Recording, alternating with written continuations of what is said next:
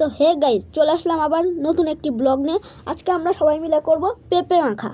তো গাইজ, ভাই কি সুন্দরভাবে ছুলছে পেঁপেটিকে। প্রথমে পেঁপেটাকে ছুলুক ভাই, দেখতেই পাচ্ছ গাইজ। তো গাইজ, এইখানটায় ভাই দা দিয়ে কাটা শুরু করে দিয়েছে রানিং করার জন্যে। তো গাইজ, এইখানটায় ভাই পেঁপেটাকে ঘষছে, দেখতেই পাচ্ছ গাইজ। তো গাইজ, আমাদের ঘষা কমপ্লিট।